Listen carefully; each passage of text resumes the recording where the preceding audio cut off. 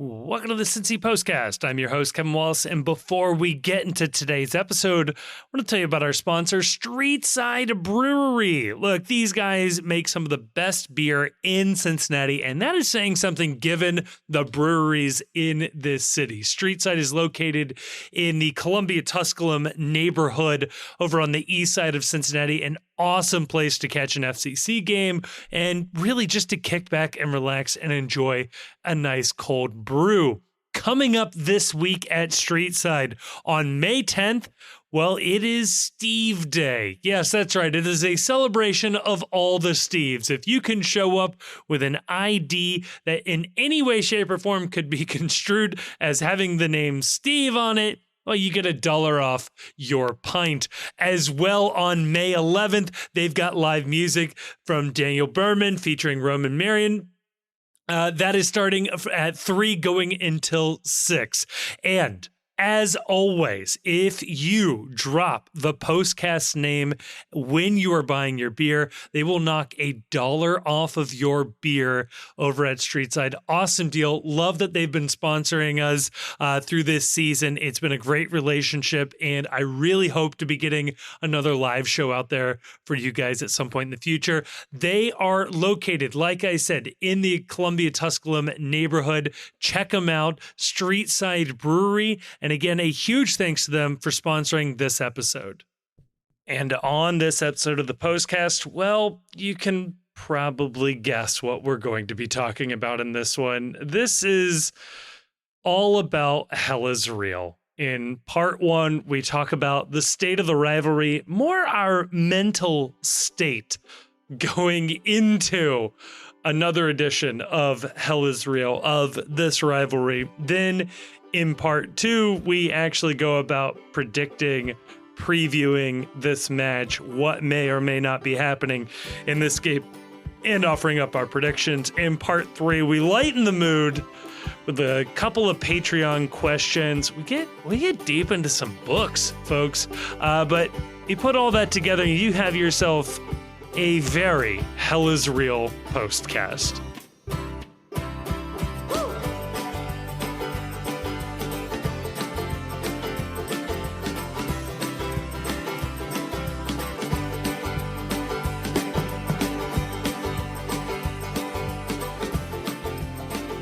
Joining me to talk about all of that and more, joined by the only two gentlemen I would want on this week of all weeks, joined by the Chief, and we are rejoined by Grayson. Grayson, how enjoyable was the time away? We got to know. Oh, it was fantastic. I love it. I could not have been happier. I had a nice Sunday night, went to a sushi restaurant, stayed out for cocktails after. Oh, had a nice, man. Watched that movie. What's it? It was really bad. Rebel Moon Part 2. And, I watched Anyone But You. I don't know this one. It's a new rom-com. It was like billed as like they're back. Oh, and no. this one says the F word. Ooh, whoa. It feels like Netflix. Was it Netflix? I think it came out in theaters. I did watch it on Netflix. Okay. It was quite bad. Good. So you're saying they are back then? Yeah, that's a good point. In 10 years. Like my wife and I were talking about this, like, and I've liked Sydney Sweeney and other stuff. Like, I liked her in Reality. I liked her in The White Lotus. Mm-hmm. Madam Web. Who could forget? Of course, the great Madam Web. Jeez. But like, where's your Matthew McConaughey? Where's your Kate Hudson? Right? Where's Sandra Bullock? Nobody's got any juice anymore. Mm-hmm. People are bland. They don't have the ability to carry. Like, I've watched a lot of bad comedies over the years. Sure. They've been, and as long as you have like a sufficiently charismatic star, Yeah. it's fine. Yeah. But like no one has any like charisma anymore.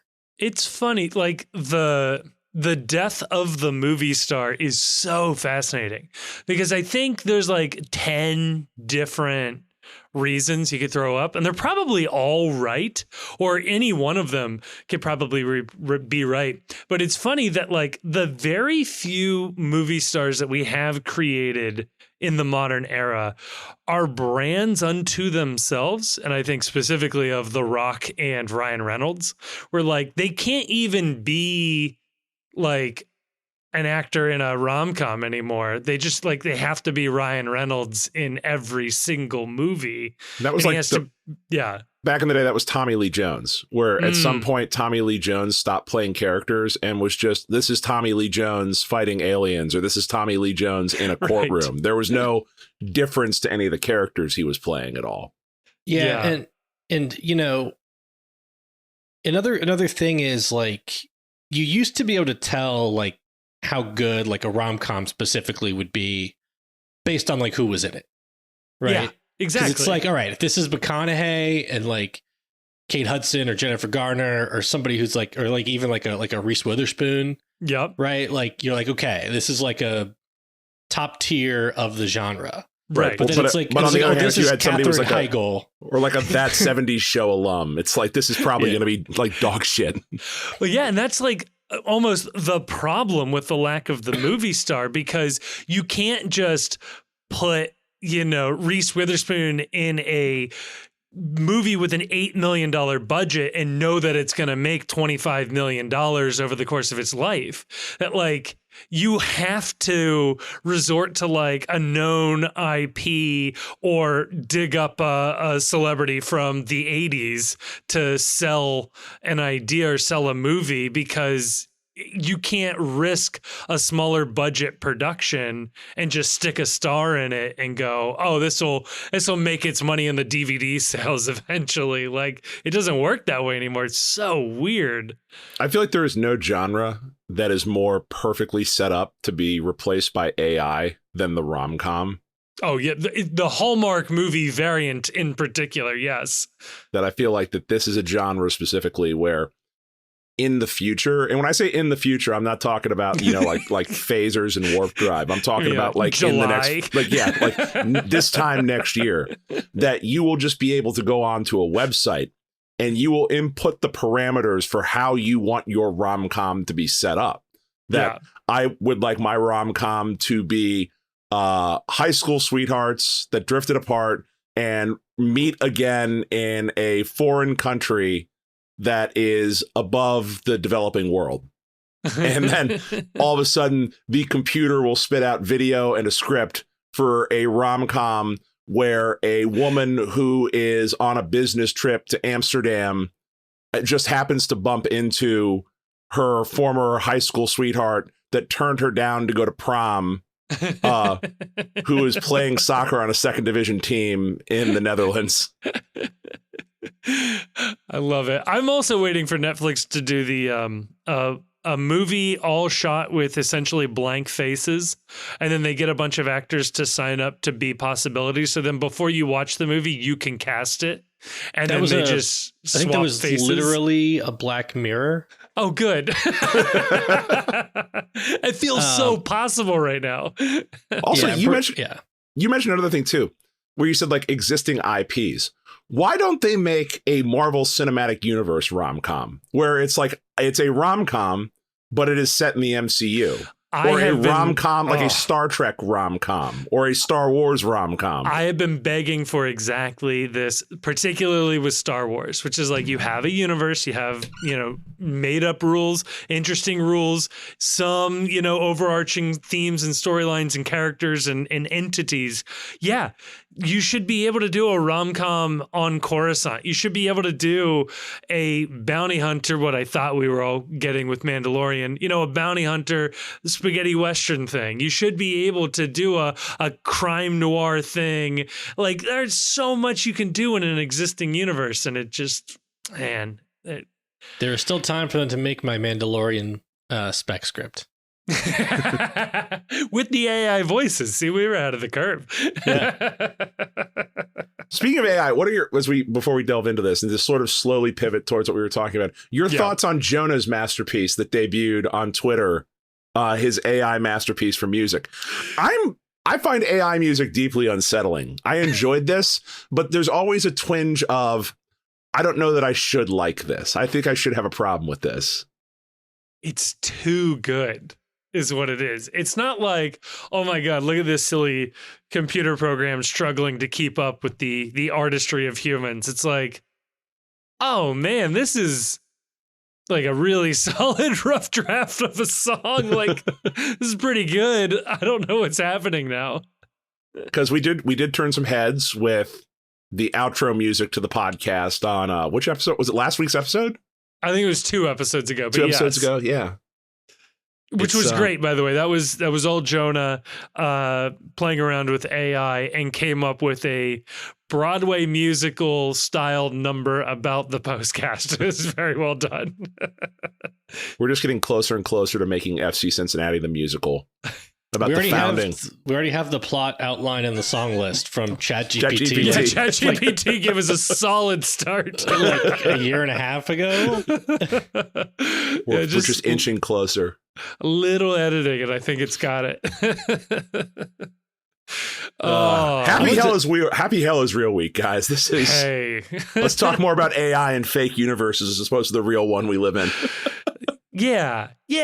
Hey, what is the... Oh, damn. You know what's funny? I was going to say, what's the Star Wars equivalent of soccer? And I realized it's pod racing. So there we go. Yeah. So speaking of like, I actually had a like... Man, I should have kept that going. We had like the Priding Guard that was like the multiversal story where the crew were never saved and... I mean, a better universe. Yeah, well, eventually she was going to have to go back and use her dead father's journal to travel back in time and help GB get to the Open Cup Open Cup round of 16 game or whatever it was, round of 32. Round of 32, yeah. So that FC would beat Columbus, thereby reigniting Columbus's fan base, start the and rivalry, saving the crew. Hey, whoa, no spoilers. There's still plenty of time here. Well, it's not about the ending. It's how you get there. True. But I also thought maybe there would be like some type of flashpoint where, you know, in my desire to rid the world of the crew, like I go back in time, change something, and then like, where would we be today? Wow. I don't know. Ooh, so I think that the inflection point would be somehow you go back in time and loan Art Modell enough money that he can pay off Andre Rison's contract and not need to take a stadium deal in Baltimore in order to keep his NFL franchise afloat.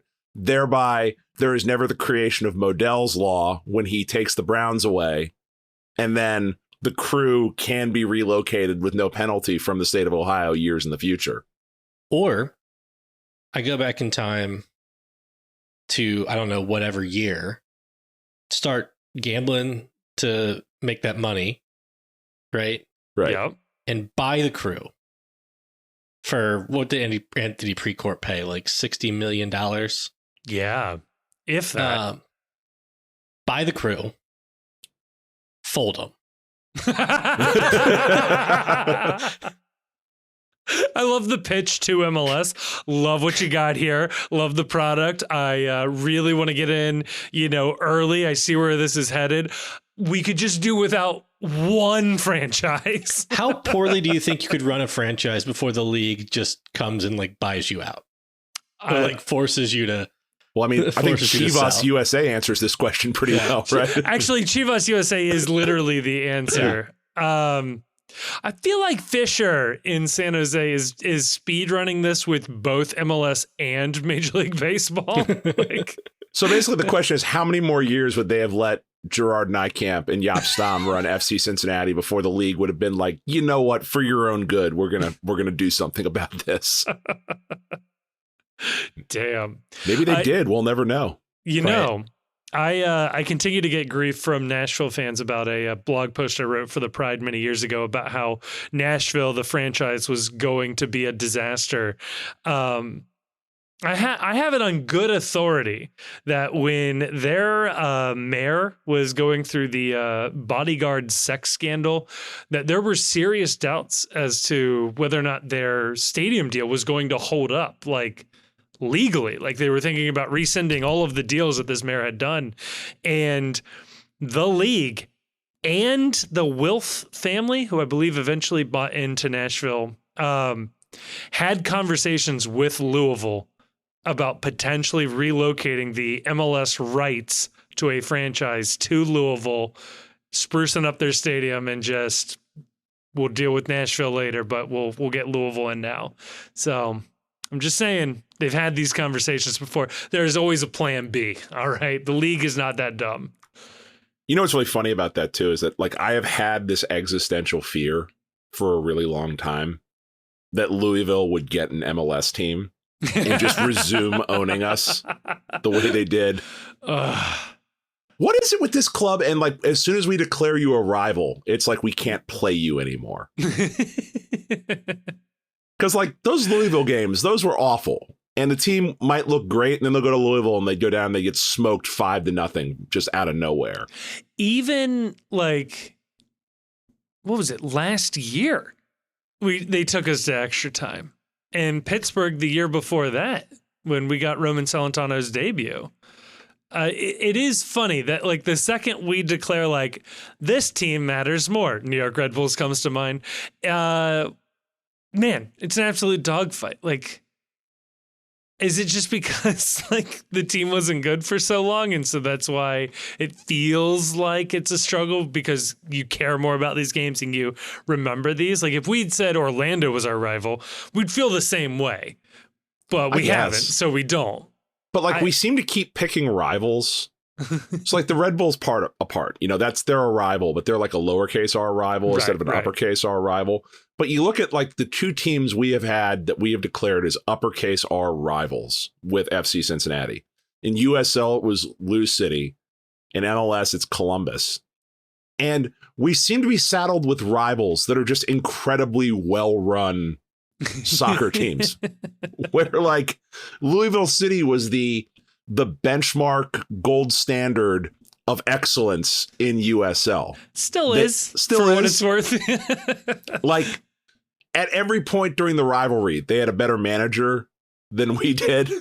They had a better front office than we did. And that was like when we were good, they were still better. And then we make it to MLS and, you know, they're dog water for the first however many years, 3 years of the MLS expansion. And just when we get a front office that's really good and a coach that's really good, they've just got a front office that's, I think, is better. I think that at worst, you could say they're as good as FC Cincinnati's front office, and a manager who I think is better than Pat Noonan, but I think at worst is at the very least as good as Pat Noonan. And even if you want to say they're on the same level, it's a manager that has Pat Noonan's numbers specifically. It feels just really weird to me that we're now, almost a decade into this, and we can't seem to ever get the upper hand on a rival. Like, when we're good, they're just as good. Like, so it was, when we entered MLS, Columbus actually wasn't that good. Like, no, but true. It didn't take much to be better than us, though, at that point. But so Columbus, I don't think made the playoffs our first year.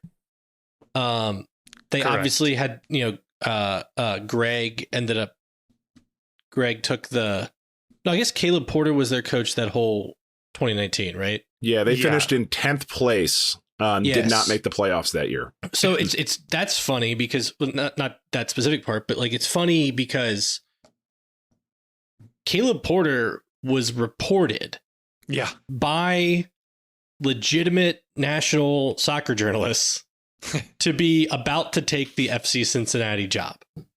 Yeah. And there's a lot of like rumors out there about, how close that was, why he ended up not taking the job, but instead he takes Columbus Crew. Right? Right. Yep. And what does he do year 2? We're in MLS. Yeah, Wins the won MLS Cup. Yeah. All right.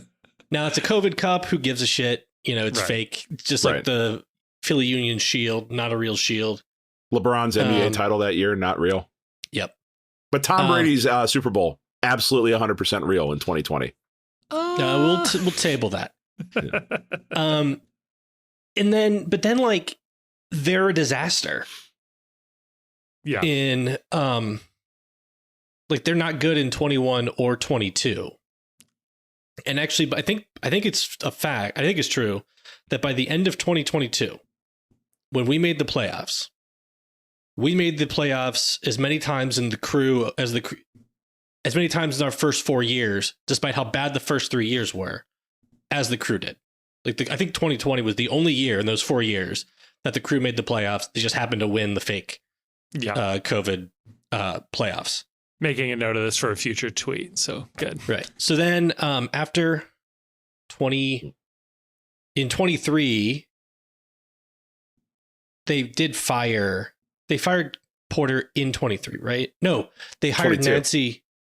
They hired Nancy for before the 2023 season, right? Yeah, Yes. they fired Porter like immediately after the 22 season. And then Montreal didn't retain Nancy after 22. Yeah, like kind of. No, they him. did retain him.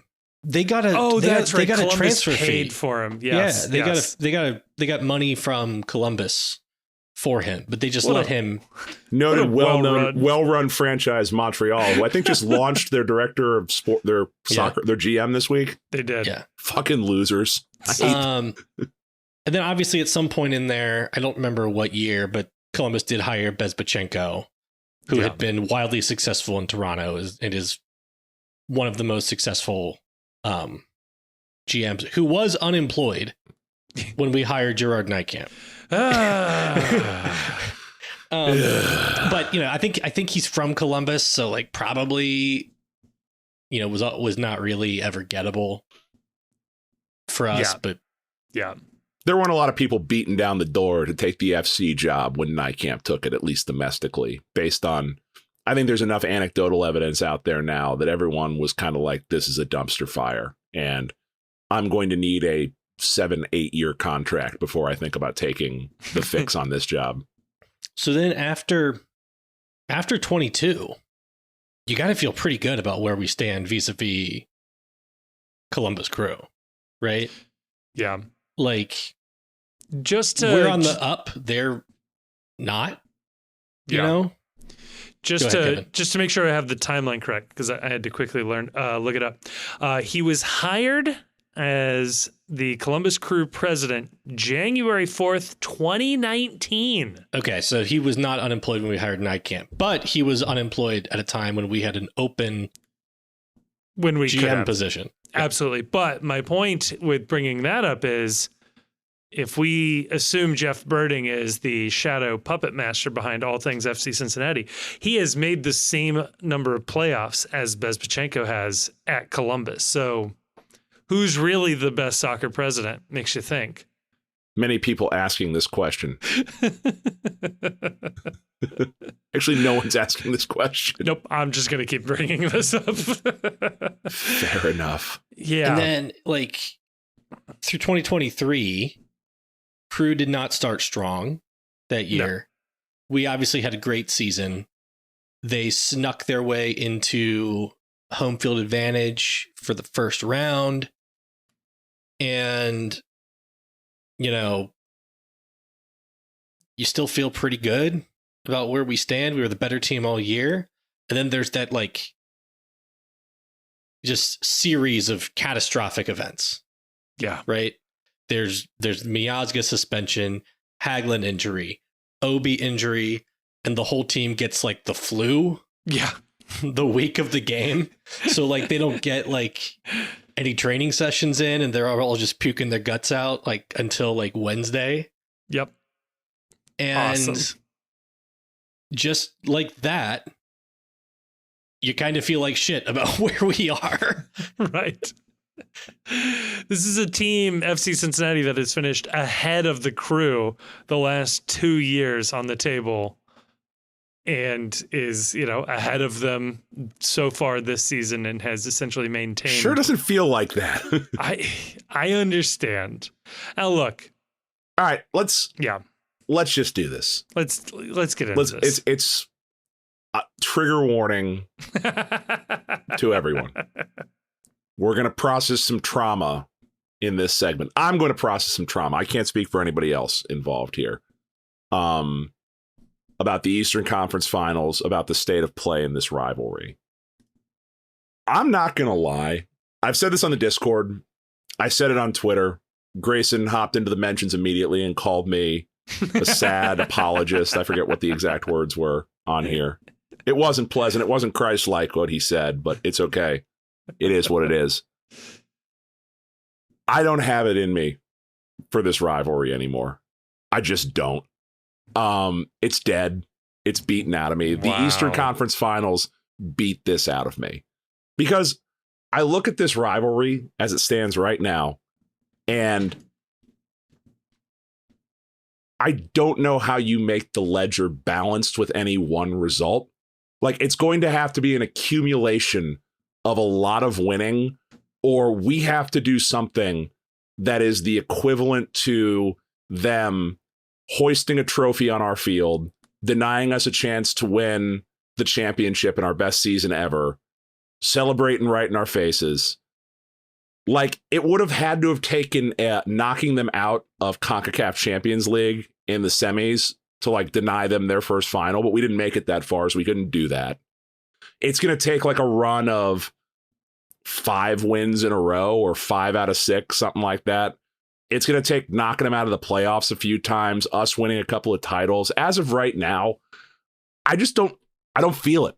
And this is not me. I was fully prepared for this week to be, for me to go into this week and think, yeah, I'm going to say that because it's a bit and I got to stick with the bit.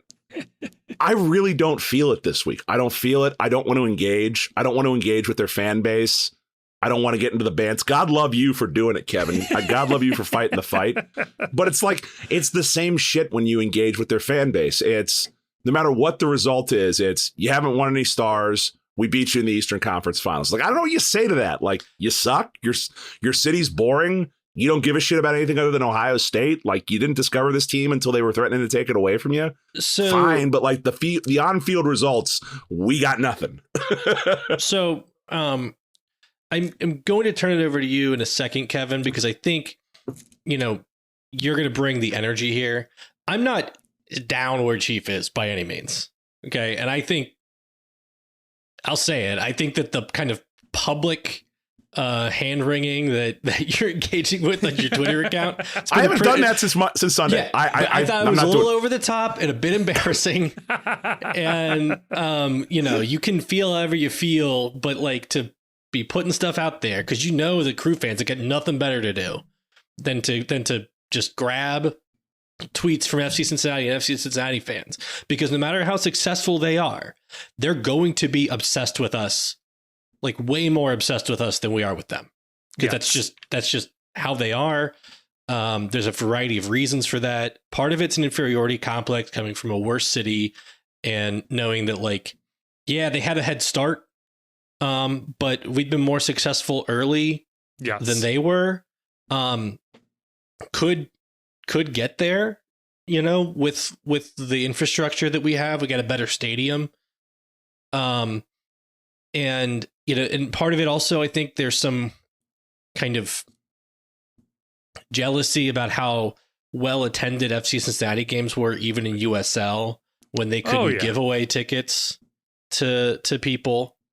And then there's some kind of frustration that it's misplaced, sure, but there's some thought that we were trying to take their team or whatever. And I'll tell you, I can't speak to what Jeff Birding was doing or what anybody was doing, but I can tell you, us as fans, even in the USL years, we wanted the Crew to stay in Columbus so that we'd have this rivalry. And that was probably a bit of a monkey's paw wish. Sure was. Looking at it back, but we were like me and everybody else that I was like talking to at the time was like pretty supportive of keeping the crew in Columbus.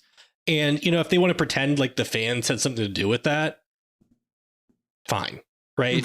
Like if they think it wasn't because the NFL owners that also own Major League Soccer teams did not want there to be some precedent on the books that a state could actually prevent a team from leaving, because it's one thing to prevent like a $60 million Columbus Crew from leaving. It's another thing to keep like a $2 billion St. Louis Rams from leaving. But you're kidding yourself as Bengals fans if you don't think that law isn't influencing a lot of the decision making going on down in Hamilton County right now. So what? But I don't. So I'm not where Chief is on it, and I have not been personally engaged, very much on Twitter with, certainly not with any Columbus Crew fans. I mute them basically as soon as I see one pop up in my timeline, because I've yet to see one make a comment that I've thought was like even mildly entertaining. But also, like, I had no desire to go to Columbus to this game.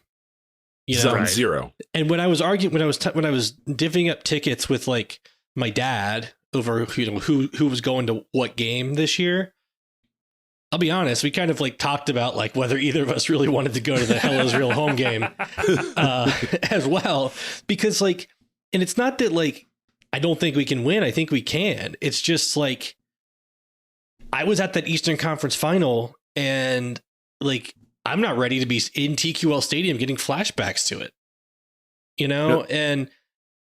and yeah, like one game is not gonna switch that. And, my way of avoiding getting depressed about the last result and expecting more bad things to come, which I don't really expect that. But my way to avoid those thoughts is to mostly just like kind of disengage. And then when the game comes around, I'll watch it. I'll get excited and we'll see what the result is. But I do agree with Chief on one point that like one result is not going to like tip the balance for this team. Like a win is not going to immediately make us even with the Crew. The Crew winning isn't going to like further entrench it, because this is just a regular season game. It's not going to tip the narrative that much, but it could be part of how you swing the narrative, right? So let's say we win up in Columbus this year, or tie up in Columbus and win back home. In the meantime, Columbus loses to Pachuca in the Champions Cup finals. God, they need to lose that game. Like we stay ahead of them all year. They have mortgaged their season to try to win Champions League. Didn't do it. They get drummed out of Leagues Cup by somebody. Either we beat them or somebody else beats them in the MLS Cup playoffs this year, and we somehow end up holding MLS Cup at the end of the playoffs because we signed Marco Reus or whoever in the summer. Romelu Lukaku, come on down. Yeah, and like that's a scenario where it's like, you took one in the chin in 23, but you bounced back in 24, and now the Crew are limping around. They're backed up against the ropes, barely holding themselves up. And, you go into 25 thinking like, yeah, we can get a firm upper hand. In this fantasy world, can like Wilfred Nancy be hired by some team in the Bundesliga or Ligue 1 like over the summer? Throw that out there, right? Yeah. Like at some point, like Nancy gets hired by a team in Europe and Crew have to replace him. They hire their own version of Jaap Stam, maybe. Right. Like maybe they hire Wayne Rooney or something like that. Like Bezbachenko is a good GM, but he did hire Caleb Porter. Yep. And Caleb Porter is going to be available, so might as well run it back. Oh, look. This is Kevin. Yes. You've been out there in the trenches this week. You've been doing what I do most of the time with this, baby. like taking all the arrows for all us sinners. Like, how are you doing this? What's your secret? Tell me how you've gotten yourself fired up, because I walked out of that same TQL stadium you did in the Eastern Conference Finals, and I sat there on the podcast with you the night after, and we all just sort of stared at each other. The hell are we going to talk about? Oh, believe me, I am not saying that loss didn't hurt. I'm not saying that loss still doesn't hurt.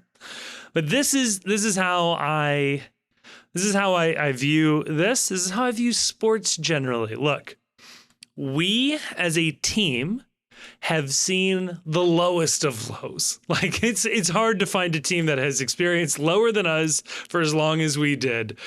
We've seen that. We also, previous to being in MLS, we saw the highest of highs. We have experienced almost the full range of everything that is possible here, right? We know generally what's on the table. If you were to offer me a life of mediocrity or a life of adventure and risk-taking and, the attempt to do the incredible, give me that. I don't want to be the New York Red Bulls that make the playoffs every single year and lose in the first or second round every single year. That's not fun.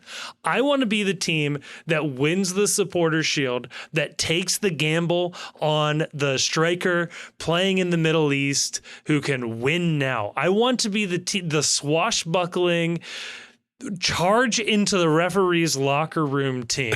Okay, this is the team that I want. Maybe not charge into the referee's locker room. Enter under questionable circumstances. Maybe send him a text message instead the next time. Enter probably misconstrue a comment about talking after the game as an invitation to come have a calm conversation in between bites of pizza. Yes. Right. Tea time with referees post-match, whatever. By the way, we know that like half of Miami stormed the refs in the Champions League and it threw punches? Happened. Right? Like what the fuck? And nothing happened. And no one on our side even bothered to like report on it.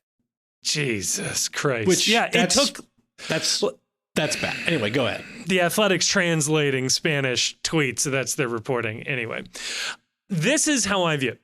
If we want to be the team that is competing year in and year out for championships, if we want to be the team that looks down on the rest of the league, it's going to mean taking chances and putting yourself in a position to lose, putting yourself in a position to lose big, meaningful games, because the only way you can be in a position to lose a meaningful game is to also be in a position to win a meaningful game.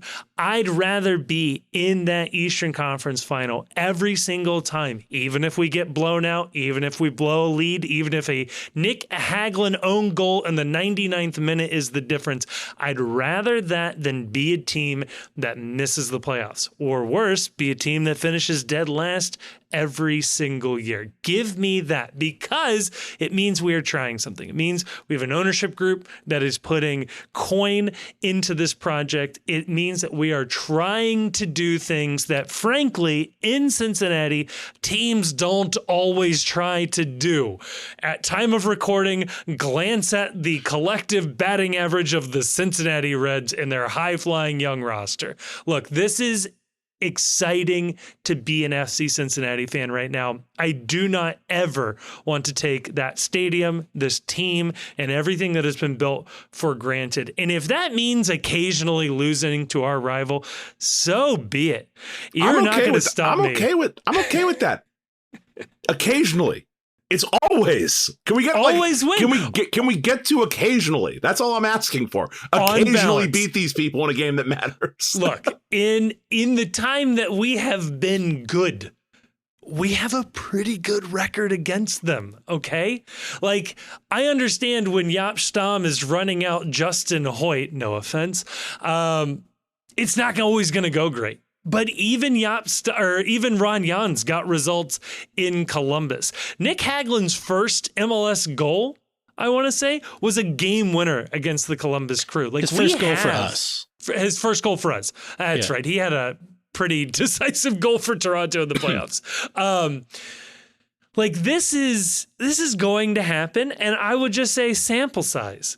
Absolutely sample size. There are going to be our opportunities to beat them in potentially bigger games. Let's face off in a Champions League final. Go look at River and Boca Juniors in the Super Classico. Yeah. I have to fact correct you on something that you just said, that our record's been pretty good against them since we got good.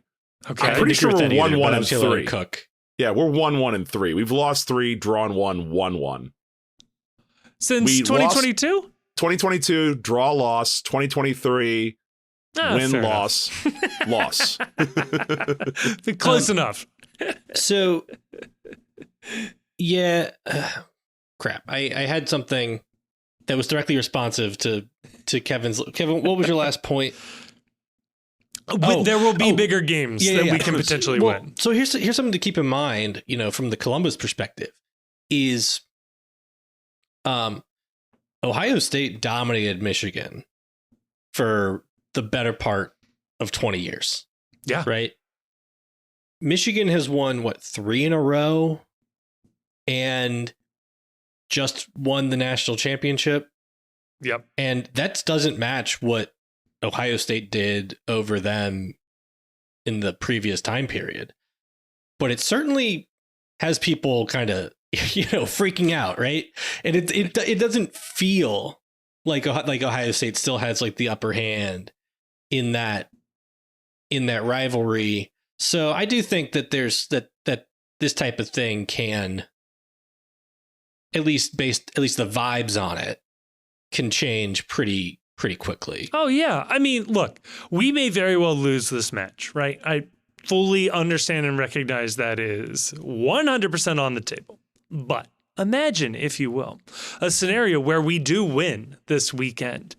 How dumb is every Crew fan going to sound if they go, well, yeah, but we won last year.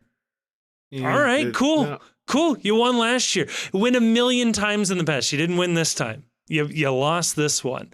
Like, you're only as good as your last result. You can only look forward. And so be it. We beat them 2 times in a row.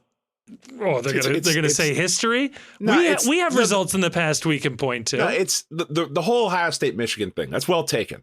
That it doesn't take much to change the trajectory of a rivalry. Michigan's won titles in the past. Michigan was on a 20-year problem with Ohio State, but you don't have to go that far back in history to Michigan being a good team, a great team that had historically won Big Ten championships, won national championships. To me, where this rivalry is at right now is it's dead to me until we win a title. Once we win one title. Okay. This is where I got to step in. Sir, this is great audio content here. All right. We have a title. That's a supporter shield title there. A title in which we are the only. It is such cope. We're the only people making this argument. You want to know why? You want to know why? First off, every manager and every front office staff will tell you it is the more impressive feat. It is the harder feat. It is the better of the trophies. Flat out. Because if that's the case, then the Open Cup is as good as MLS Cup. Are you willing to say that? What are the titles that you can win as a soccer team in MLS? You can win the Leagues Cup. You can win the Supporter Shield. Yep. You can win MLS Cup, and you can win potentially the Open Cup. Okay, so sometimes. And Champions League. Yeah, Champions League. Okay, so 5 total trophies, right? All right. Of those 5 trophies, which one puts a star over your badge? We can put a star over our badge whenever we want. That's a branding choice, baby. There's no rules to this. Do you know how much we would get clowned? Minnesota has stars on their badge. They put stars for an NASL title. I want my USL title star. We didn't win the USL title. Famously. We won the regular season title, and that's what counts. Look, these are all just different competitions that teams can win. And I understand when there's 8 MLS teams and they're all owned by Phil Anschultz. Sure, the Supporter Shield probably doesn't mean as much. But when you have to go week in and week out playing 3 games every 7 days, That matters. That means something. It's the consistency. That's the proof that your organization is better. They sold Zelarayan and brought in Rossi. Sure, fine. It probably worked out to win a couple of games at the very end of the season. But on balance, it was a worse decision than signing Lucho Acosta and having him through the whole season. Your fight is not with me. Your fight is with the MLS Board of Governors. But my point is, I don't care about them. I'm not worried about that. The rules say the champion of MLS is the team that wins MLS Cup. MLS rules are not worth the paper they're printed on. We spend our literal podcast depends on us discussing MLS rules. We would have no content. But it also depends on MLS frequently disregarding its own rules kind of blatantly and changing them as time goes on. Okay, so here's what you need to court saying they're not real. When we started 2023, we knew exactly what we had to do to win the Supporter Shield. Nobody knew until like September what you needed to do to win MLS Cup. Yep. Like they didn't even bother to like release a playoff format until the season was basically over. So what you need to do is when you go back in time to stop the Browns from moving, you also need to go back in time and found MLS with the idea that Supporters Shield and winning the most points is what awards the trophy. And then the postseason competition is a separate and lesser trophy. And then in this alternate timeline, we can have a title that is held in the same level of esteem by the league as the two that Columbus think had. about this, though, okay? There's a period of time where if you ice like two guys, there is no MLS anymore. Right? It's true. Like the patriarch of the Hunt family and who else?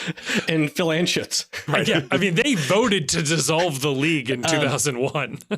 So, it's pretty easy to, take care of two guys. And then, MLS implodes and we end up with a perfect open pyramid. a thriving, successful promotion and relegation environment. And we know that if it was a pure promotion relegation environment that arose, like the Phoenix out of the ashes of MLS's demise, we would have been like a foosball team. No, we would have been relegated like way times. Before anybody, like way before we were. Carl would have called up the Cincinnati Billionaire Justice League and done good justice here. No, Chief, I will say this. I don't necessarily need every single title to be on the same level. We are a successful club. We are a standard bearer club for this league. Virtually every single club in MLS would switch places with us if offered up. You're telling me Houston isn't jealous of us? That San Jose isn't jealous of us? We didn't lose to Detroit City in the Open Cup last night, so we got that going for us. Makes you think. So I truly believe that if we are going to be this good, that of course, for other teams, beating us, and sure, beating us in important matches, is the highlight of their existence. This is the fact that Crew beat us is more important to them because it was us, not because they beat Charlotte in the Eastern Conference Finals, because we are a good team, because we're a team that they are forever going to be compared with. It's inevitable, comes with the territory. And I am just of the opinion that we move on. We're going to lose some of these. We will eventually, on a long enough time horizon, and assuming everything doesn't go to shit, we are going to lose an MLS Cup final. We're going to lose a CONCACAF Champions League final. I've already made my peace with that. I want to be there. Are we going to win one, though? Yes. You keep talking to me about losing these games. I want to be in a position. Yes, I think we will win. Given where our organization is right now, given who our coach is right now, given the fact that the 2 team has turned it around the last couple of weeks, I am very confident in the direction of this team. And I am of the belief that FC Cincinnati is a big club that expects winning, expects titles. I do not want to be a oh shucks, woe is us type club. Here's the other thing. Hold on. Okay, please. The other thing is like we've been in the darkness, right? Yes, like we've already been there, and we've looked ahead and we've said man, all I see is, and this was even true of like media talking about it. They're like, oh, it's just pitch black for like years. And all it took was like looking to the side and saying, oh no, it just turns that way. And you're a lot closer to the light than you thought. And that's where we were when it came from digging out of the bottom of the spoon thing. And that's really where we are with this rivalry. I mean, like, yeah, like I can't, spend my week engaging in online banter about it because I still get depressed about the Eastern Conference Final. Yes. But I do want to beat Columbus more than anybody. And I do think that, it doesn't take that long of a run of better than not results against them for us to be, back in a place where I can just get, jazzed up for the game like I used to. Yeah, I don't want to, there's this picture being painted of me on this podcast that I don't like from Kevin. We are a good team. We're very good. I think our ownership, our front office, our coaching is very good. This team has accomplished, we said it before the year, this was going to be a work in progress this year. And it's been a work in progress. It's been up and down. The results haven't always looked pretty, but this team is rebuilding on the fly and is in second place right now. Do I quibble with how it's looked along the way? Yeah, but we all knew that going in. And you can get caught up in this week to week thing of this is a disaster. This isn't great. Before the year started, we all said and we all agreed this club you won't be able to judge what this club is until after the summer window. And so far, even like Pat Brennan said, they're ahead of schedule. This is a well-run, competently run, fun team right now. There's a lot of fun players to watch on this team. Like Luca Oriano is fun to watch. Lucho Costa is fun to watch. Miles Robinson, fun to watch. Matt Miazga, hilarious and fun to watch. I'll even say we've got Kevin Kelsey. Like, we haven't had a prospect like this. This is our Yerson Mosquera for this year, except on the other end of the field. Young, phenomenally talented, sky's the limit type player. Eager to see what he's going to do. I am not down on this FC team. I think that this team is going to accomplish things. Now, the Cincinnatian in me is like, well, it's been 30 plus years since any team in this city has won a goddamn thing. So they got that they got to climb up against. But no, I think the future's bright. I'm just not interested in this rivalry until we see a little bit of the brightness, until we get one of those trophies for ourselves. And then all of a sudden it's like, oh, you can't lord that over us anymore. Now we're counting rings, but we've all got a ring. And wouldn't you rather be us than you because we're in the ascendancy? We're doing all this. It's not interesting to me until we hit that point. And so for me, good. But the fact is that, like, I want to stomp them every time we play. Like, I want them to finish last every year. Yes. But like, it's kind of stepping outside of myself for a moment, right? There are worse things in the world than, like, essentially being like the, top two teams in the league and the biggest rivals. Yeah. If this, like, MLS would not stop talking about it if the both LA teams were as good as us in Columbus, or if both New York teams were as good as us in Columbus. Yeah. And it's, it's got to be infuriating to a lot of people to look at this dumbass state and being like they're the best ones doing it right now, And like, by far, because it's not just pour a bunch of money into the team and buy the superstars. Like, this is both teams, well-crafted, well-made teams. I say this, Chief. I saw after the Real Madrid win against Bayern Munich in the Champions League semifinal today, all of the Real Madrid players pulled out, were suddenly wearing, all the staff were wearing, we want 15 jerseys. They are a team that expects to win and understand that they will be mocked endlessly should they lose the next game for wearing "we want 15" for their 15th Champions League title. I want to be wearing the "we will beat Columbus Crew" t-shirt before every hell is real, because that's the expectation for this club. And I think putting our foot off the gas is, in a way, letting ownership, letting management, letting the players off the hook for performances in these games. I expect us to win, and if we don't, I will be disappointed. Like, we are a good team. We are a Messi away from being the best team in MLS. I think that this team should expect to go beat a team that in MLS hasn't won in like 6 games. And I understand they beat Monterrey. That's nice. They never beat Tigres, by the way. Go double check that. And they had to beat stupid Houston to get that far in the tournament. So sure, they got 2 wins against Monterrey. They advanced past Monterrey. Sure, that's a good result. Is that all?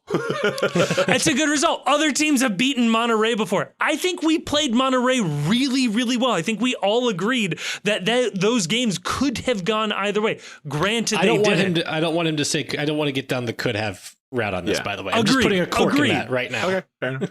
But I am saying that I think on balance, we are at that level as well. And I think we can go to Columbus and win this game. I expect us to, and I will be sad if we don't. And if a boneheaded play is done by one of our players that costs us the game, come down hard on them. If there is, a transfer that could have happened, that could have won this game for us that wasn't made, go after Albright. Like, this is the expectation for this club going forward, and I think it always has been. So that's where I am at, and I am happy to let every single citizen of Columbus, Ohio, let them know that is where I stand on this. And I'm just having fun on Twitter. You're braver than I am. Should we go ahead and talk about that game then? The Eastern Conference final game? No, the game this weekend. The one coming up. Yeah, we probably should. Chief, I'll give you the last word on this, and then we can move over to a part 2 where we talk about this. My last word is if you want to be bought into this rivalry, if this is hyping you up, if this is your thing, if this like really is a part of your fandom, go all out. There's no wrong way to be a fan. There are wrong ways to be a fan. I was going to say, whoa. This is not one of them. And if you're not feeling it, like I am, that's cool too. Either way, I think we're all hoping for a good result on this. I want this rivalry to mean something again. I really do. And part of that would be winning this game. And that's like Grayson said, it's step 1 towards this meaning something right now. But as of right now, the only thing this rivalry means is that we go to Columbus and get our ass kicked. And it would be nice if that wasn't the case, so that there actually could be some venom in what's going on. Because right now, it's all one-sided. There's just not a lot from my standpoint to say about this, other than I hope we win eventually. Look, your fear of losing just tells me that this rivalry, it means more to you, and that's good. The fear of losing to your rival, there's not like we are already at rock bottom. There's absolutely nowhere to go but up. So that's on the positive side right now. This rivalry can't get any worse for Cincinnati at this point. Oh, gosh. All right. Let's talk about this game over in part 2, shall we?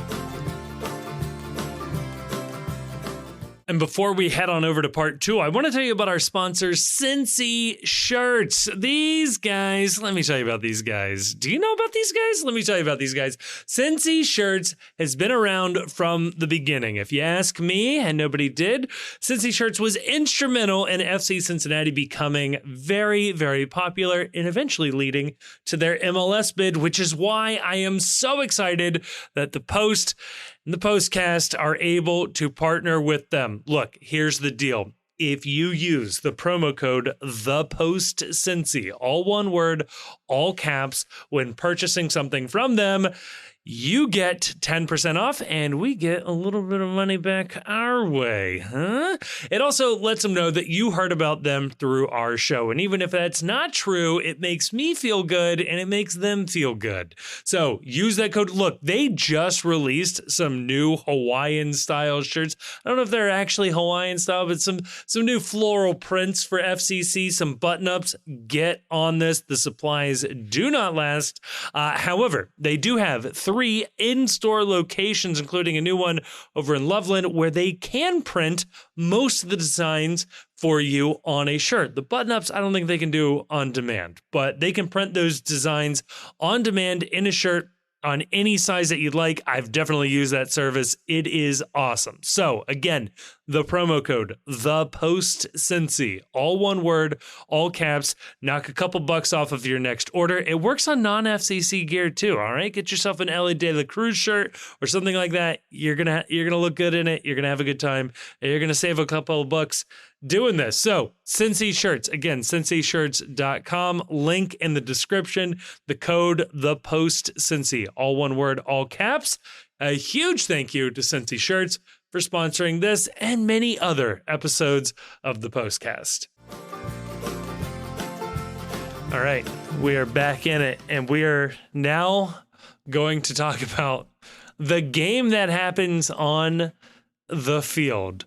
Hell is Real, May 11th, 7:45 kickoff. We're getting the old simulcast on cable television, is it? FS1 for this one. So kind of a weird kickoff time for everybody. Kevin, I'm going to read you some numbers. Okay? Please. Grayson, I'm going to read you some numbers. 4-3. 4-3. Additional numbers. Okay. 2-1. 3-2. Or sorry, 3-0. 3-2. Okay. Those are all the results Pat Noonan teams have had against Wilfred Nancy teams, coach teams.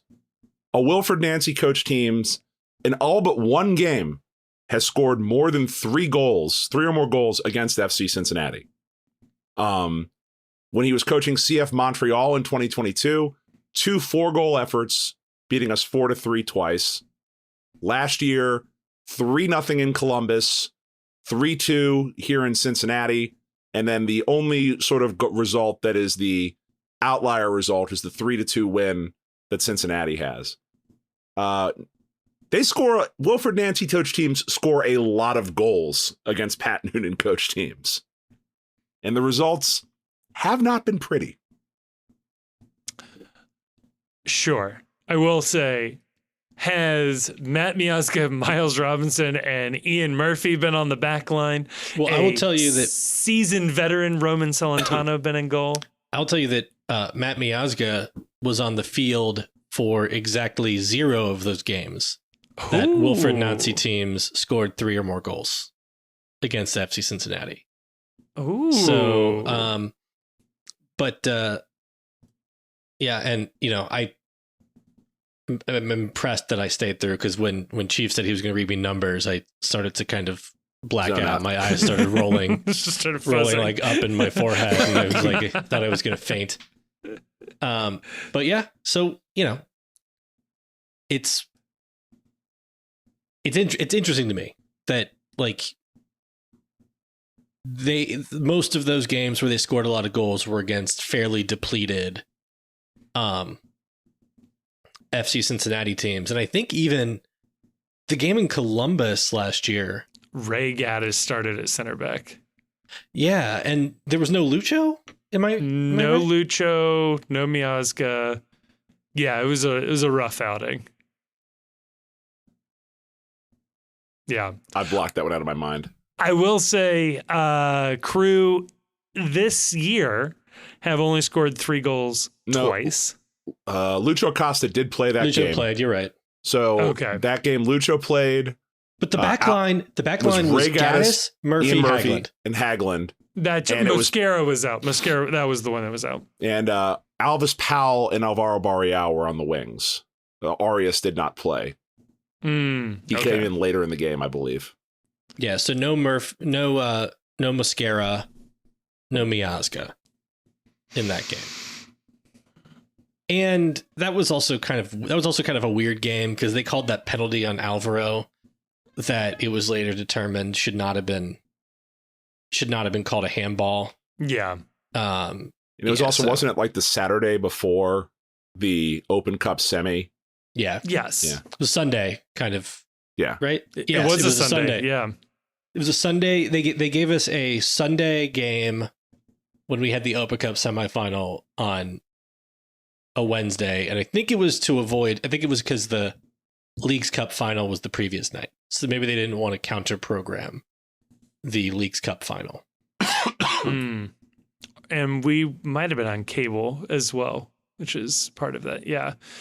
So yeah, the schedule sucked for FC Cincinnati, at least with that one. Roman Celentano won MLS Save of the Year for the home leg of Hell is Real. So that was a nice feather in his cap. Was it The Athletic that published basically the goals added by goalkeepers in MLS so far this season, and Roman Celentano was top of that list, and Patrick Schulte was somewhere in the bottom 5, I want to say, on that list in terms of goals added overall, given their goalkeeping skill and prowess. That was a funny thing to get mad about. Yeah, because like I think a lot of Crew fans got mad about that, and it's like, you can't get mad about it because it's somebody just applying a stat and then ranking people based on a stat. It was like the move is always that these stats are fake. Right. Especially goalkeeping stats are always a little weird. I was looking at the numbers, and like Roman also had received like half as many shots at him.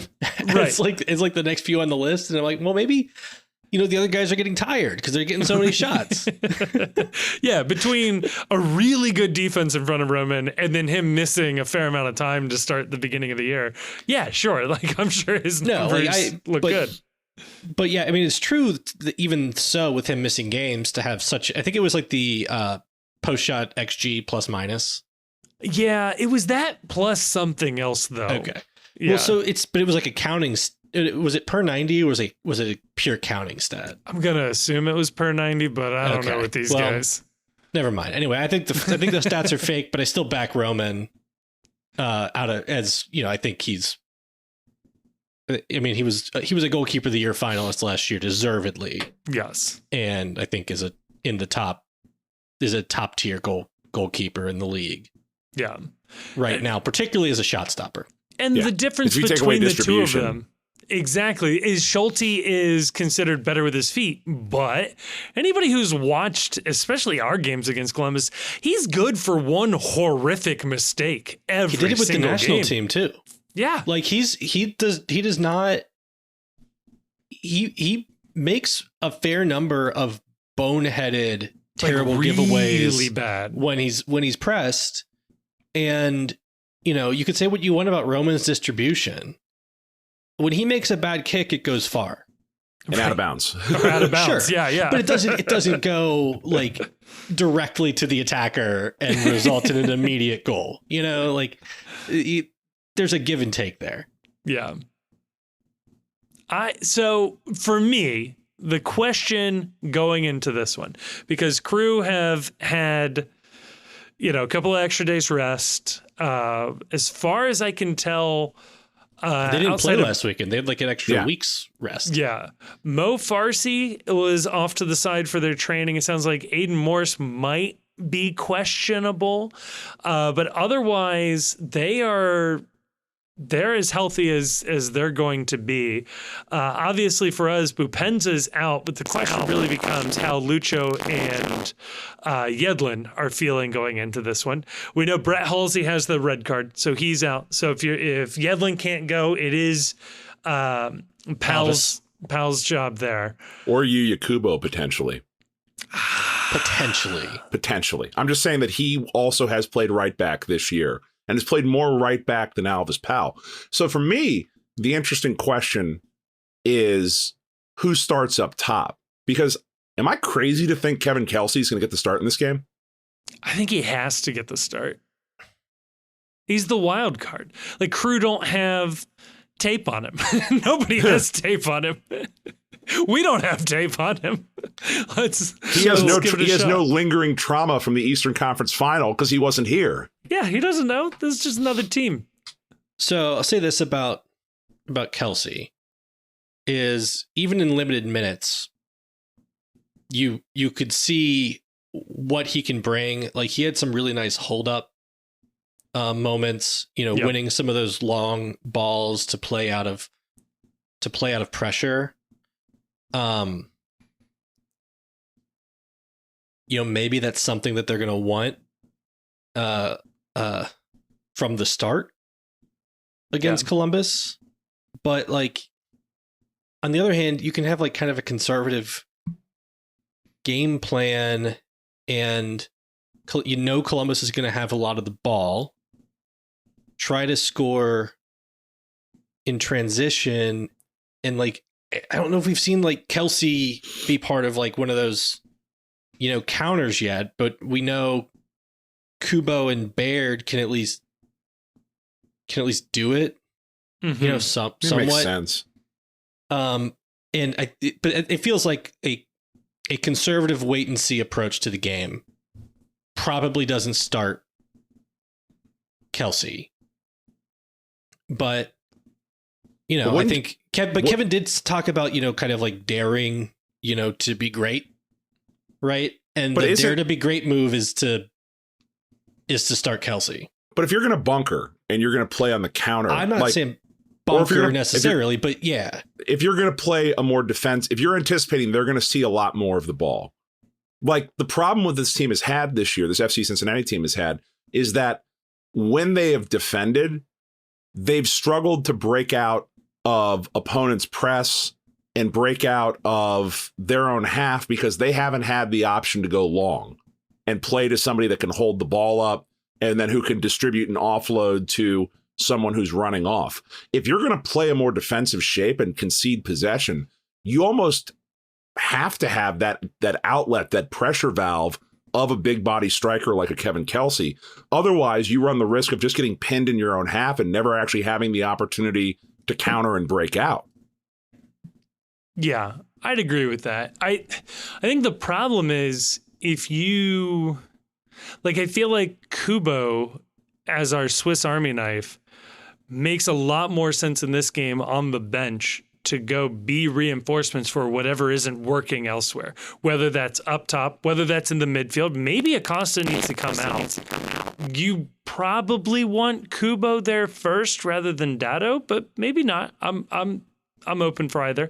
And then, if Powell is getting cooked on the outside, then Kubo could go in there as well. So I'd almost rather Kubo, will give you like an above average replacement level player virtually anywhere you plug him in, see what isn't working, put him in there. So I'd be tempted to even put Baird up top with Kelsey, but I think you got to start Kelsey. How is Columbus? I confess, I've not watched any Crew games this year. If you confess to having watched them, I'd be worried. Because I have just catching them on. Like, I think I did watch like half of that second game against Monterey. But do we know, like, has Crew been very effective at pressing this year? Yes. Like, they're a good pressing team? They're just good all around. They're a good pressing team. One of their goals against Monterey came from it was a press, but it was a horror. Oh, yeah, it was a horror show giveaway. Right. But I mean, they're pressing up. They kept Monterey from doing anything remotely creative by being just pests in the midfield. Like almost like a forecheck in hockey, what they were doing with that. But yeah, I mean, they're going to press relentlessly because even if they weren't a good pressing team, this FC Cincinnati team has shown that, like, you can press this team to death if you're moderately talented. And Columbus has the midfield, it has the attacking players to punish you quickly if you get caught in the press. Yeah, so crew do force a lot of high turnovers. So Yeah. that's an argument for Kevin Kelsey starting. Yeah. And Barrett and Kuba just haven't been it. Like, it hasn't been so good with them up top that you can't give the new guy a shot. And yeah, but then if you do, I sit Baird. Same. yeah, I'd agree. I would agree. I think you want Kubo and Kelsey up top because they're your two best players.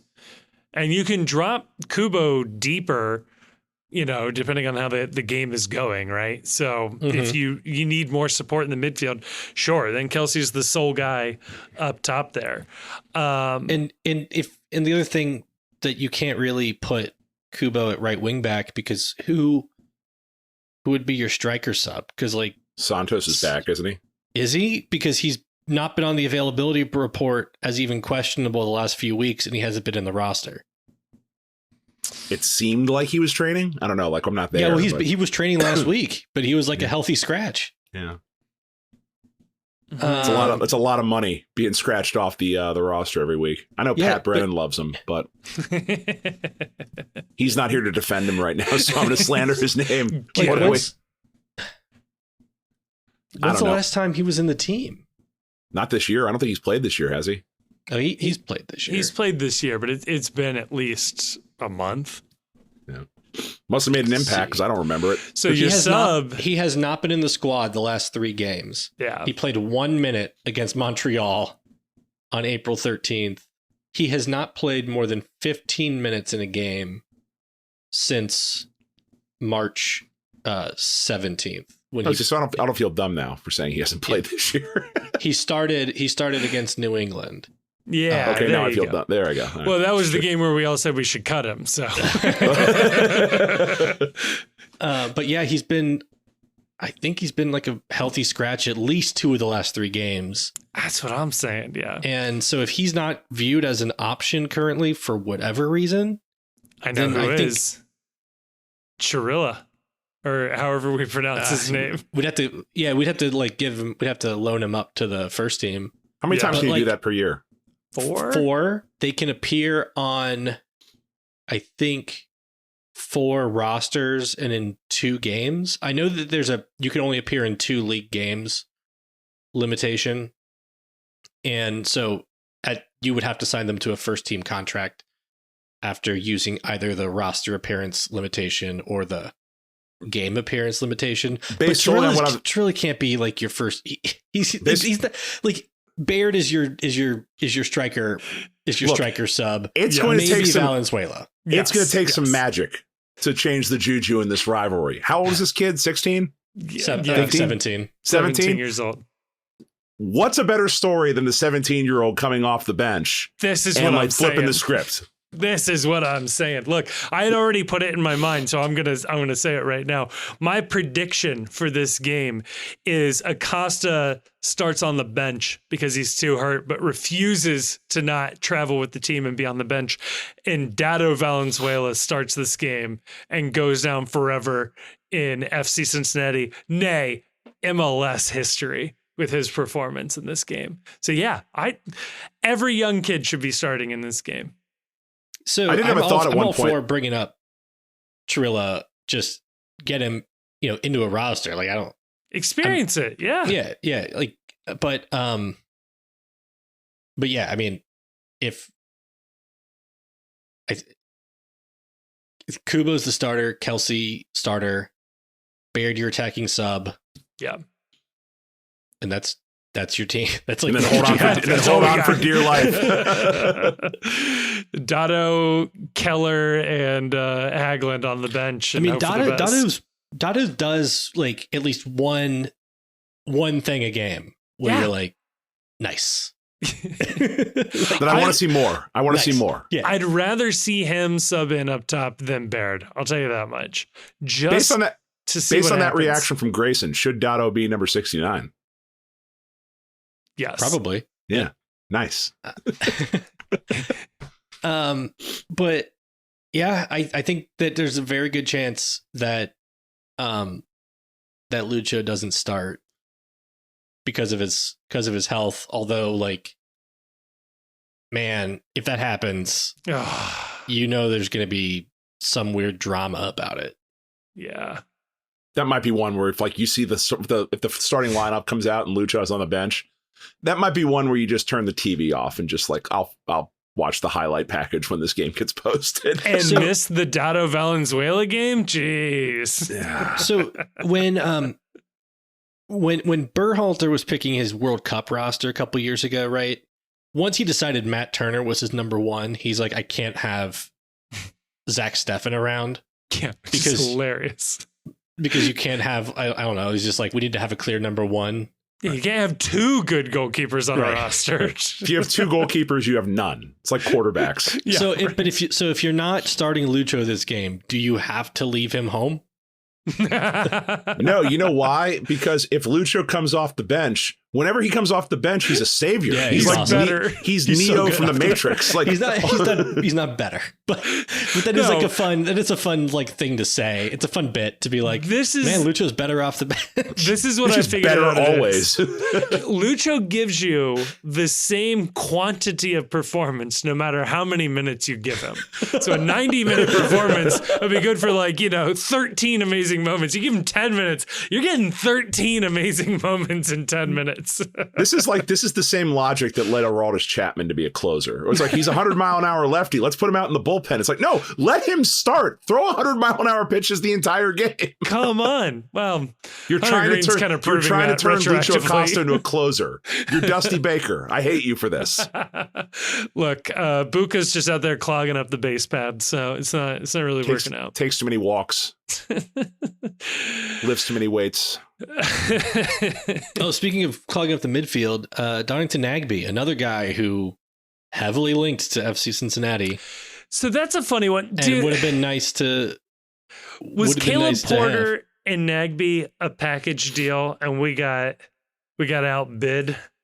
Yeah, that's another one where you hear kind of different things about what happened, and none of them make sense. Yeah, they ended up together, and Porter coached Nagbe in college, I want to say. Yeah. Porter coached at Akron. Nagbe went to Akron. And in Portland, of course. And in Portland. Nagbe made his name. Yep.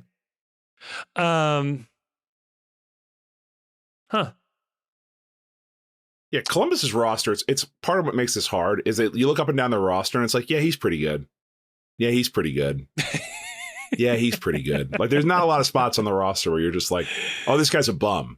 Their center backs aren't good. Their center backs they're all right. They're fine at playing within that system, but they're vulnerable. Like they're not if you can get a decent amount of attacking moments against them, you're gonna score some goals. You're gonna have to get the ball though. That's always hard. You gotta get the ball. Famously, the ball required to score goals. Yeah. Gotta get the ball and keep it for, at least a couple of seconds. 2 passes, 3 passes. I mean, look, we haven't played our best all year, and yet we are second in the table, right? Right. Like, a poor performance here is still good for a draw. Like, that's how good this team is. That's how good Pat Noonan is. And a draw in Columbus, perfectly fine by me. I don't mind it. I'm fine with that. I just think that, this is an interesting game to me. Like, I'm interested in this game for non-rivalry reasons. And one of the reasons why I'm interested in this game is, Grayson said something to Pat Brennan that's kind of stuck with me. And that's that, does this team have 3 goals in it? Does this team have the ability to go and put 3 goals in the back of the net? Because I think in this game, it's going to take 2 or 3 goals to get even a point out of this game. So with that, I think the 2 most interesting games for FC Cincinnati to kind of see what they can do are Columbus and Miami. Yeah.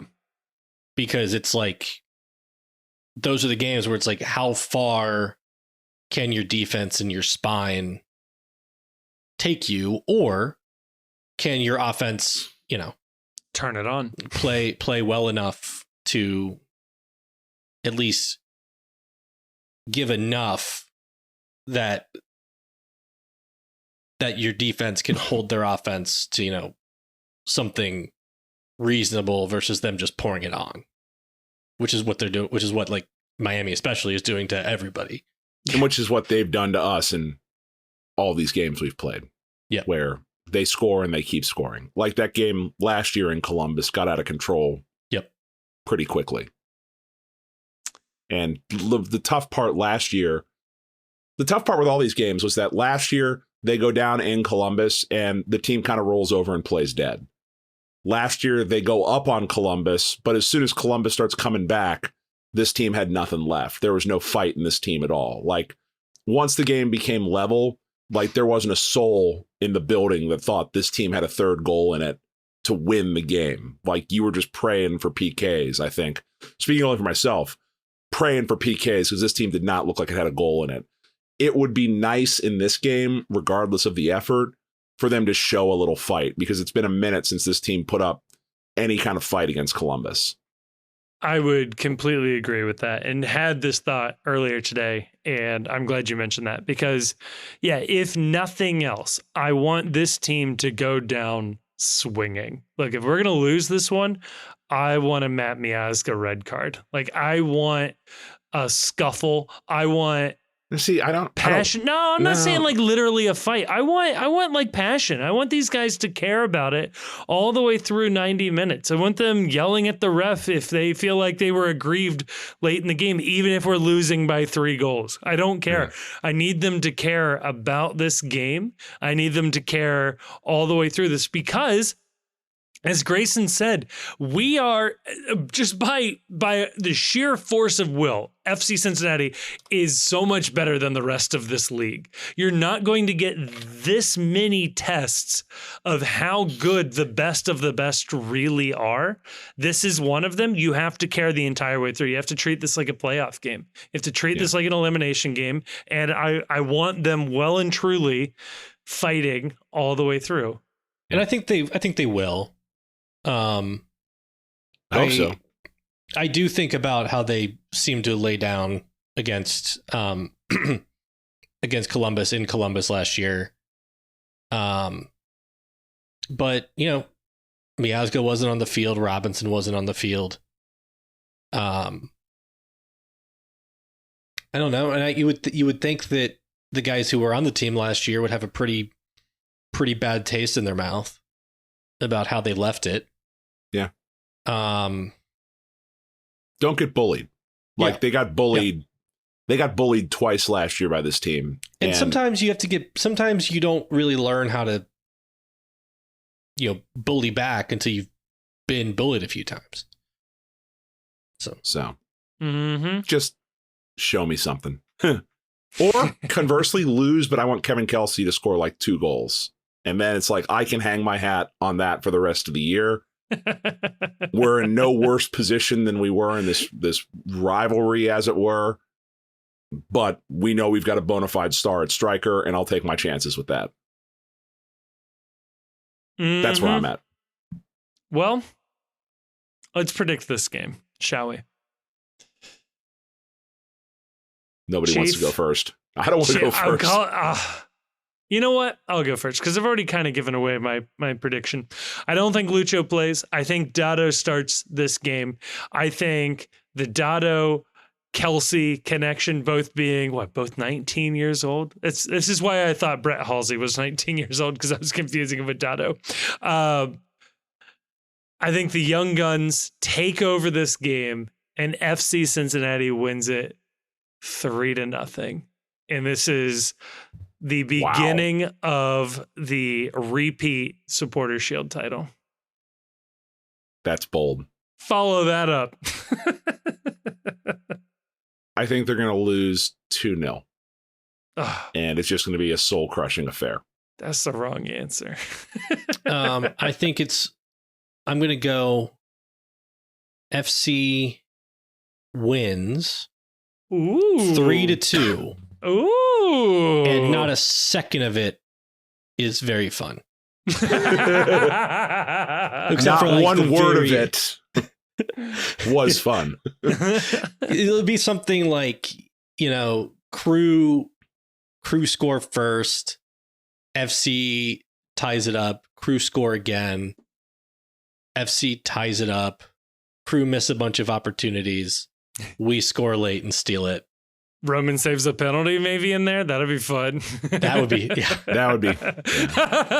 Yeah. Now you're overthinking this. This is the crew win 2-0. Cucho scores one.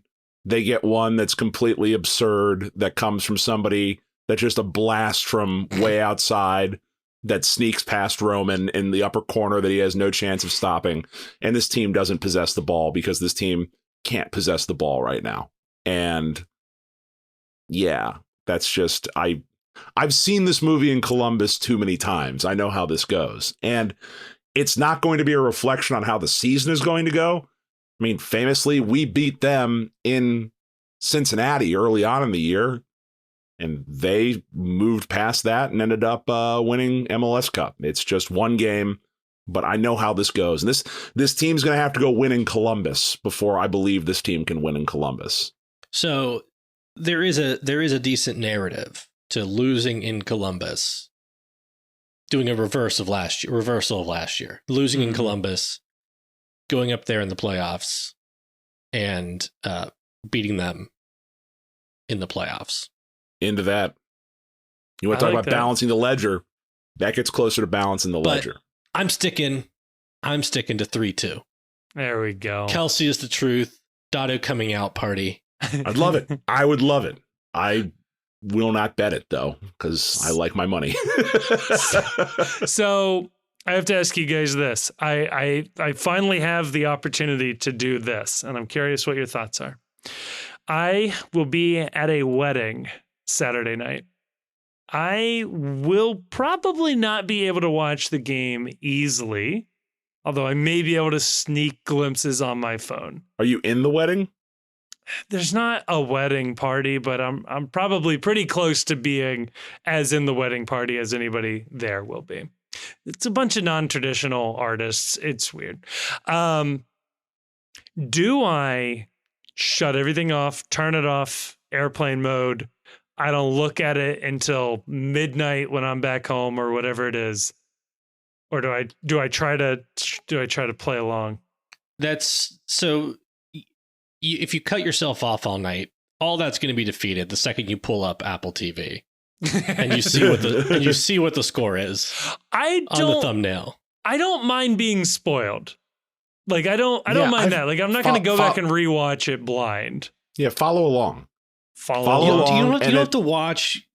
People will text you, or every little bit you can check what's going on, and then maybe at some point, it's really close late, and you can go, take a dump and watch the rest of it. 10 minutes, yeah. Right. And then what you can do is if FC Cincinnati is winning and it's close, you can turn the game on. And then when they lose, it's your fault for turning the game on, because if you had just stayed not watching, everything would have been okay. Have either one of you done this where you try to, soccer or otherwise, where you try to like avoid the score all day so you can watch it from the start blind? Have you ever done this? I've done it. I've done it, I think, so in the pre-MLS years when the games were on the website, I think a couple of times, like, I was able to just, like, pause the game right at the beginning and then revisit it later. Nice. But with Apple TV, I forget what game I did it. I want to say maybe it was the Chicago Fire game. My wife literally set it up for me. Like she pulled up Apple TV, scrolled to it with your eyes closed so that you wouldn't be able to see. Yeah, I was like in another room, and then she didn't tell me what the score was, and I sat and watched it totally ignorant of this is love right the here. Results. And I'm told, Kevin, that he played the podcast for his wife while he was out of town as well. Well, so that means he doesn't love her. So I feel That's sorry. absolutely For true. We had to drive. We had to drive an hour each way to Winter Park on Monday, and you guys just will not stop talking. So it was a perfect length. that's what we're here for, baby. That's what we got going on. No, Grayson, I can't watch a sporting event that's recorded. I can't do it. Like Yeah. if it's already happened, I can just go find out. I'm the same way. Like curiosity will get me. I will rewatch a game, but I feel like I have to know. Although Grayson, if you or anybody else is in this situation, in the Apple TV settings, somewhere buried in there is the option to turn off scores. It But doesn't work on the thumbnail. It doesn't work on everything. Yeah, some of them are like embedded in the image, or it'll be like, watch all the highlights from FC Cincinnati's massive win over whoever's like, okay, well, The problem is the image. It has the score on the top right. Man. Well, I'll find out on Saturday what I end up doing, but I'll probably try to follow along as much as I can. You're not going to avoid a result for a game like this. Like there's somebody will text you or the Discord will ping and notify you. I'll wear an earbud, an AirPod bud, and just listen to Tommy G tell me what's going on. That's all I need. If your friend doesn't understand, I don't care what the situation is. If your friend doesn't understand it's hell is real and it's a soccer, it's the rivalry game. I gotta have my phone propped up on the table. I'd question whether or not this is a wedding you need to be at. It's a good point. Yeah. That is a good point. Speaking of good points, let's get on over to part 3. We'll answer a couple of Patreon questions and we'll get out of here. Folks, the Post is looking for a summer intern. Yes, this is actually real. We are taking applications right now for a summer intern to help us with social media and content creation. If you are in the journalism, sports journalism, content creation, this has got your curiosity, we want you for very cheap labor and for funny stuff. I don't know. There's not a whole lot of thought going into this other than we think it'd be fun. We do think we have a role sketched out for this person.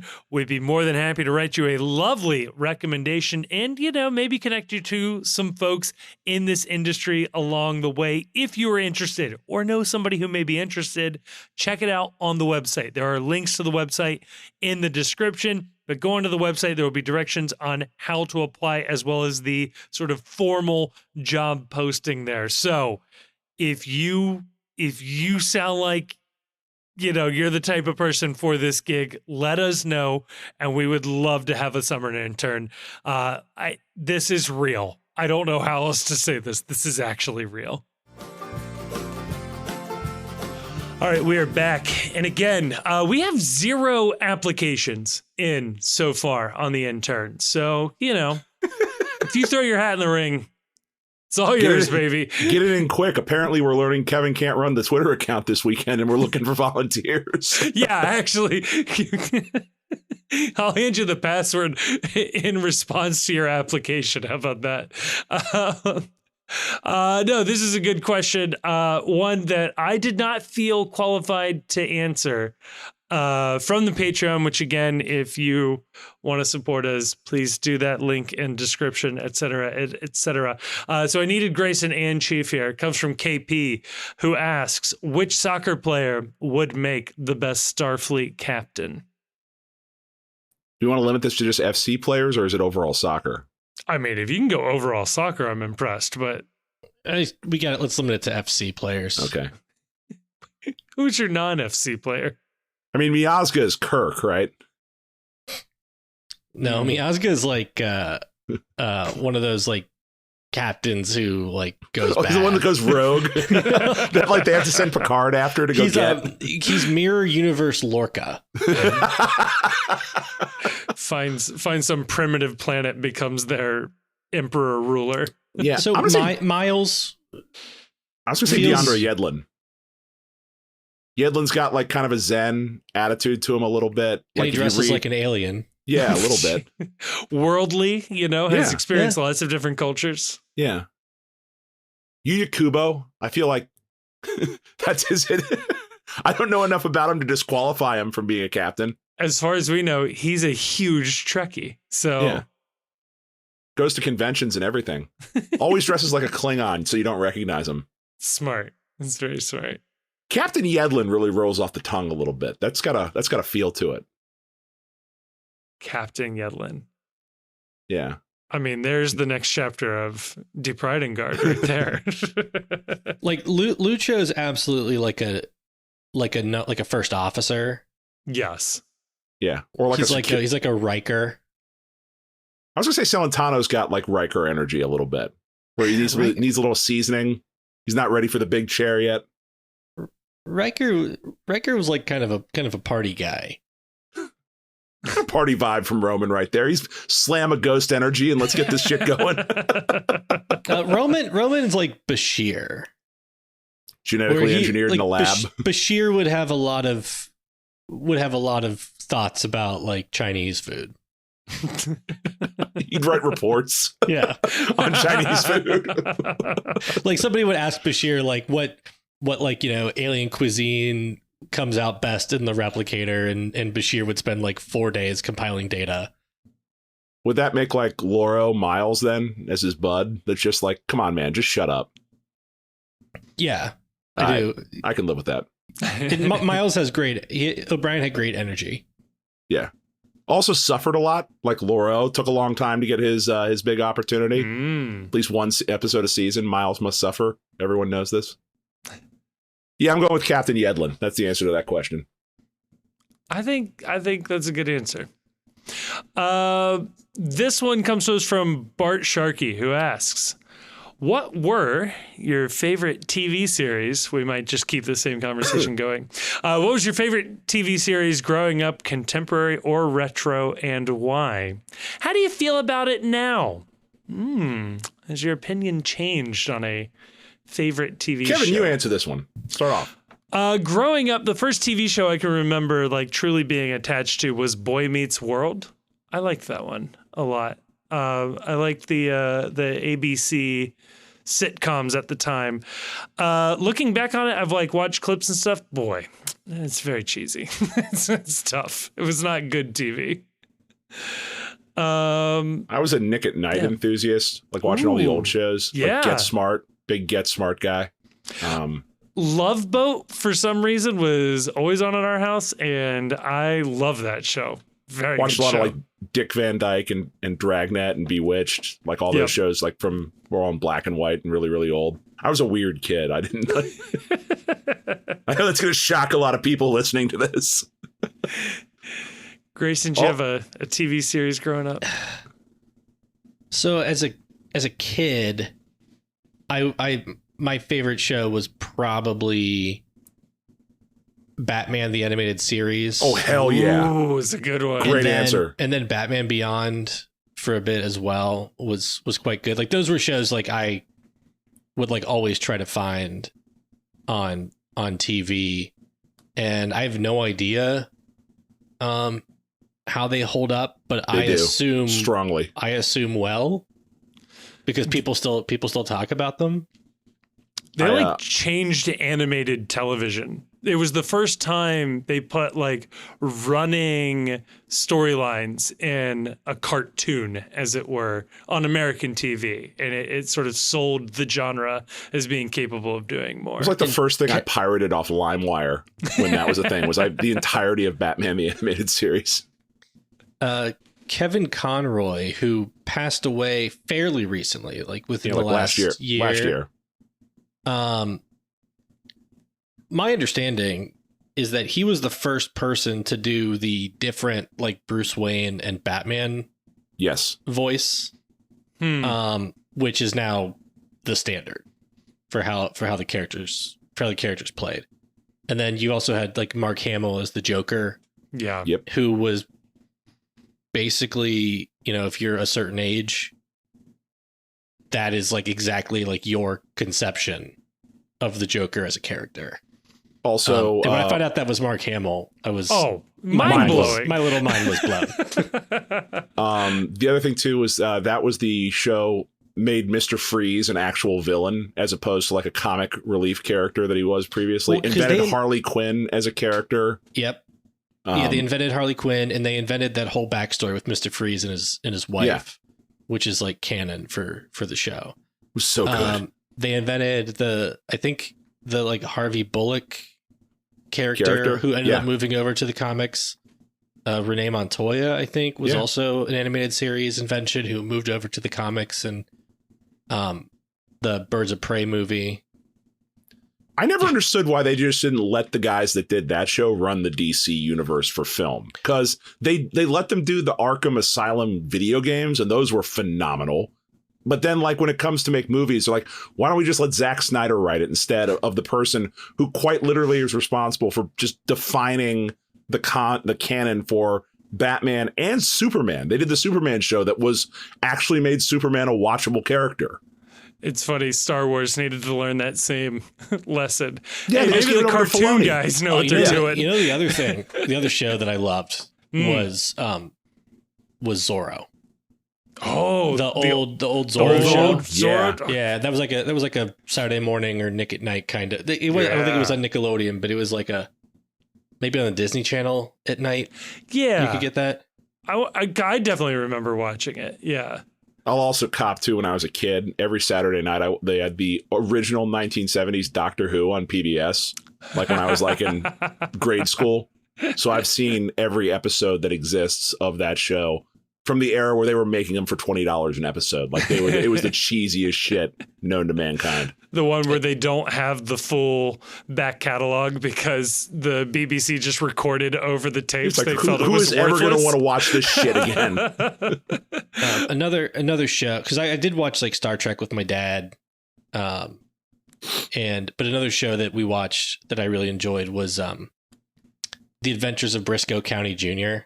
Oh yeah, Bruce Campbell. Yeah, great show. I don't know this one. Phenomenal. I will say, very obscure, a cartoon when I was very, very little that I remember watching very fondly.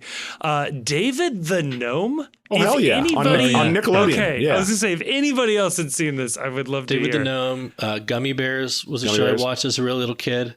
Darkwing Duck. Love me some Darkwing Duck.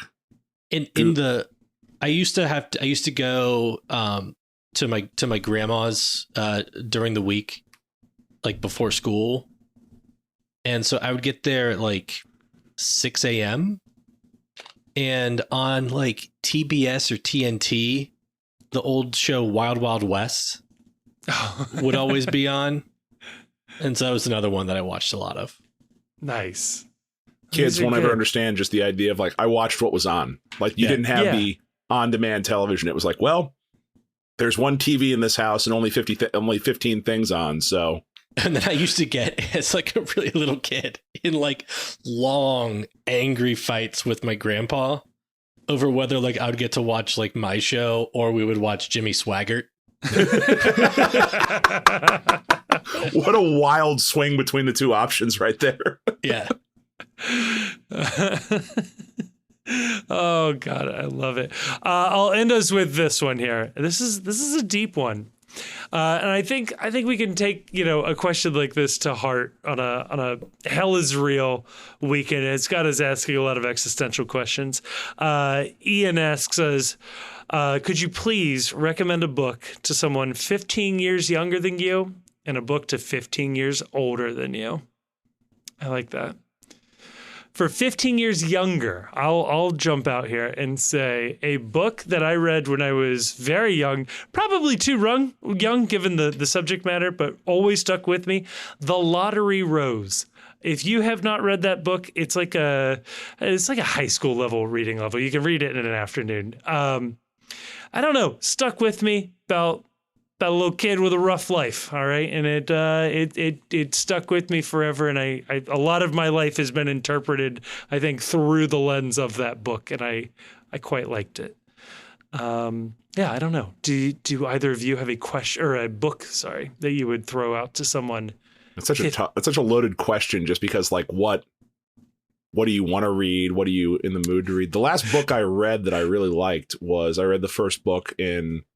It's a series called Red Rising. It's a sci-fi series. Very good. My go-to used to be, for this recommendation, would be a book called Wool that they eventually made into Silo on HBO. So Apple TV, sir. Yeah, sorry. Respect our Apple overlords. Our Apple overlords. So Wool used to be my go-to in this place, but it's a Red Rising if you're 15 years younger than me. If you're 15 years older than me, there's a book called Like War.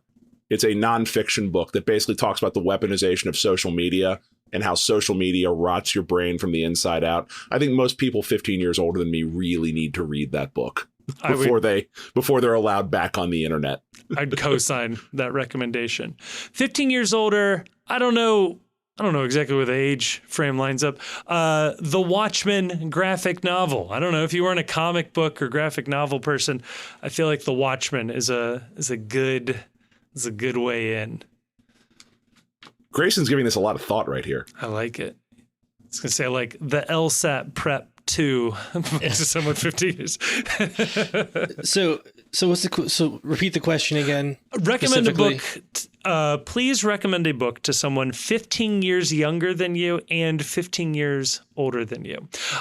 I was under the impression these were two different books, but then he put in parentheses, they don't have to be the same book. So I think he was intending it to be the same book. So somebody 15 years younger than me. I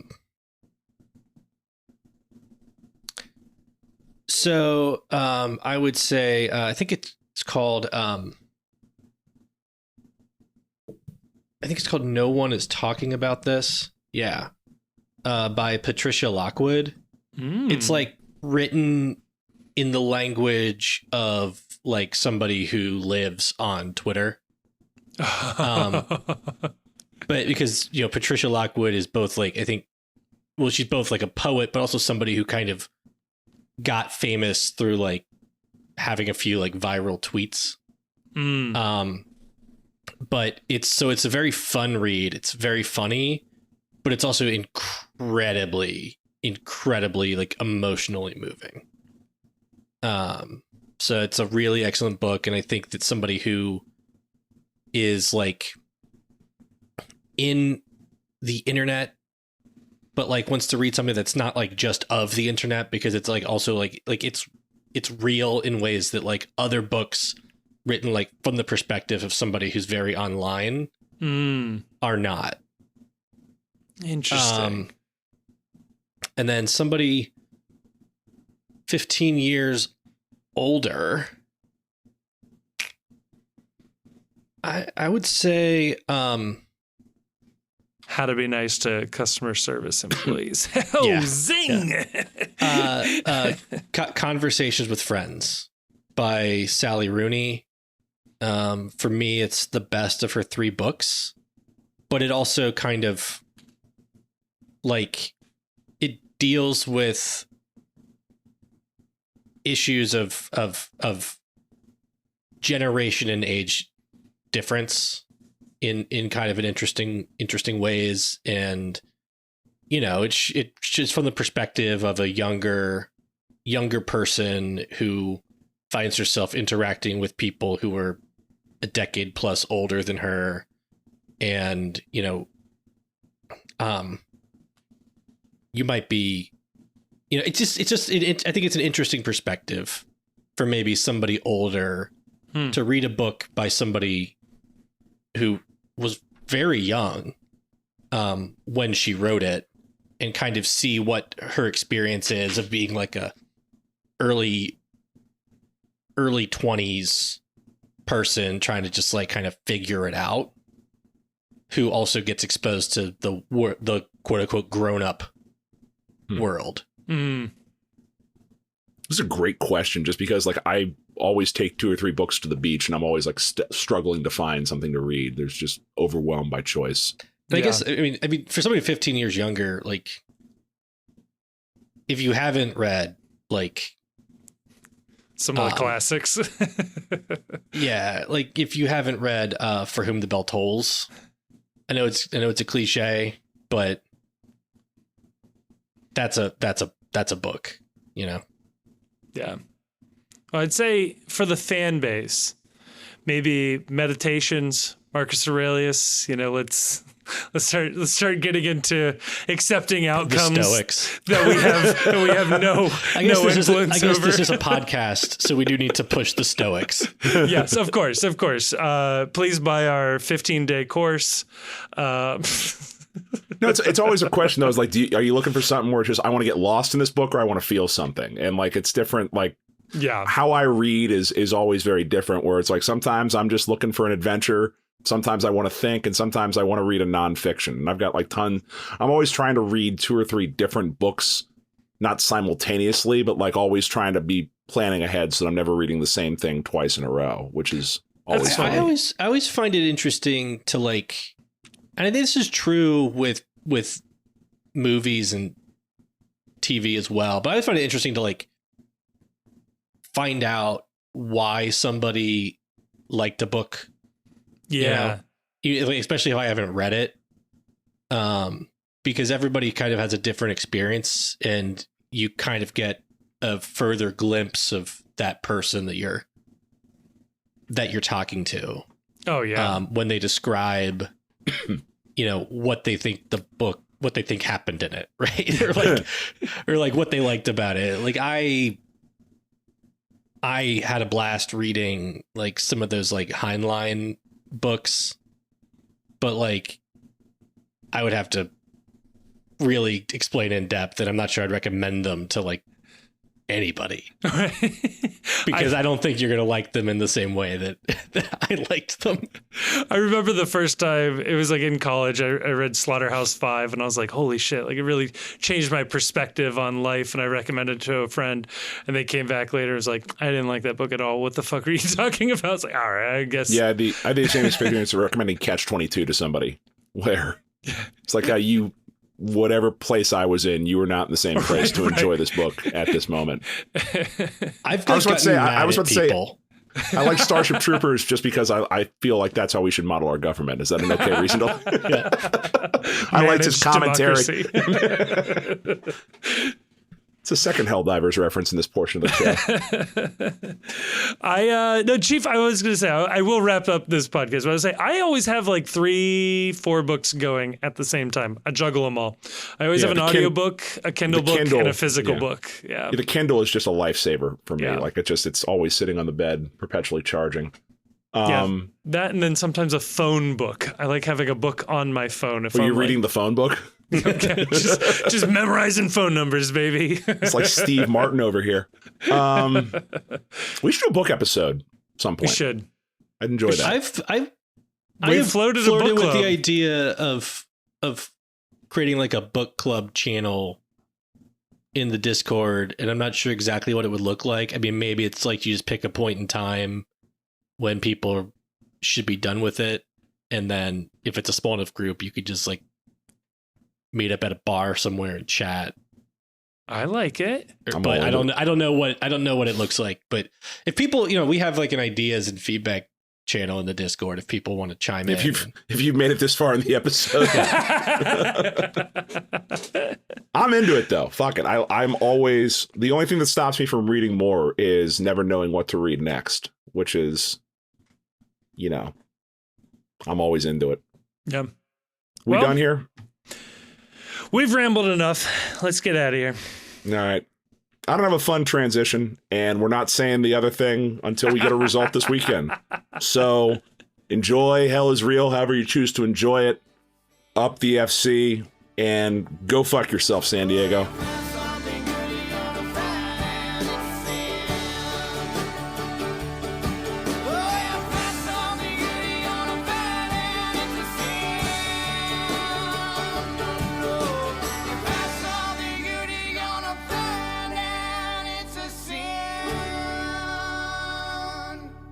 Thank you so much for listening to this episode of the Cincy Postcast. It is a production of The Post Cincy. You can check us out at thepostcincy.com or just click a link in the description to check out some of our written work. It also has links to our social media accounts across all sorts of different platforms, including YouTube, where we are trying to do more and more video content. Please, dare I say it, like and subscribe and leave a comment. But no, that would be really, really helpful. Also want to give a thank you to Jim Trace and the Makers. They're a local Cincinnati band who provided all of the music for this episode. We love having them on board. You can check them out. Again, link in the description of this episode to find out where they might be playing shows next or where you can listen to more of their music. Also want to give a massive, massive thank you to the awesome and very attractive patrons over on Patreon. It is a voluntary subscription that people take out with no real promise of anything extra that keep this show afloat. And we are so, so thankful to those of you that have decided to take that commitment. If you do like the show, or at least just want to engage with other people who have listened to the show and want to talk about FC Cincinnati, MLS, soccer, or really anything else, you can go on over to Discord. Again, link in the description. Lots of links in the description where you can find a link to the Discord. That's where we are keeping the conversation going 24/7. It feels like it's a really fun group of people in there just talking about FC Cincinnati. And like I said, just about everything else. And finally, I'll say it. If you liked this episode, and given the fact that you've made it all the way to the end, I have to assume you either like it or for some reason cannot reach the stop button. Please share this episode with a friend or family member or someone who likes FC Cincinnati. The best way for us to grow is from a personal recommendation from somebody who likes it. And if that's you, please tell other people. And if you don't have any friends, feel free to give us a review on whatever your podcast platform of choice is. We'll take anything we can get. But again, a huge, huge thank you to everybody for listening to this show. I am blown away that anybody listens to this. So again, I well and truly mean this. Thank you so much for listening.